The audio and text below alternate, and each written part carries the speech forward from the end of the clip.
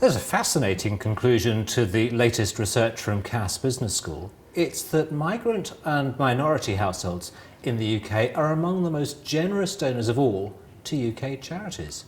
Cathy Pharoah led the research. Cathy, tell me just how stark the numbers are. Well, our research found that amongst the migrant and minority population, so it's not just migrants, but it's the migrant and minority population, we found that 42% of people remit money back home and also give to UK charities, and that compares with 29% in the general UK population.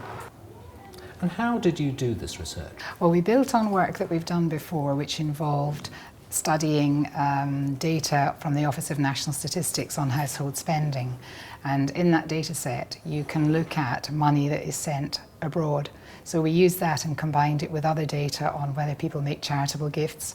And then we were able to look at that against a whole number of characteristics such as age, education, income, that sort of thing. So these are some of the most generous people in society, but they're not necessarily the wealthiest. No, they're far from the wealthiest. In fact, 10% of our sample are actually below the average poverty line in the UK and at risk of poverty.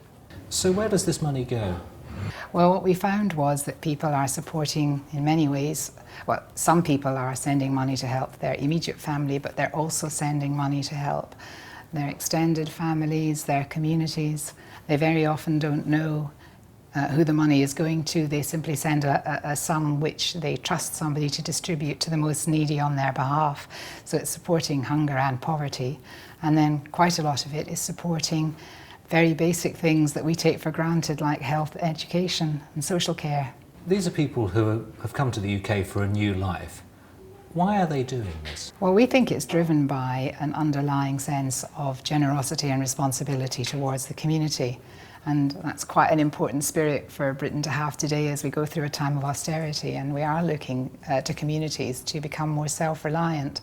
And we think that the models of migrant and minority giving do provide some new insights into ways of doing this.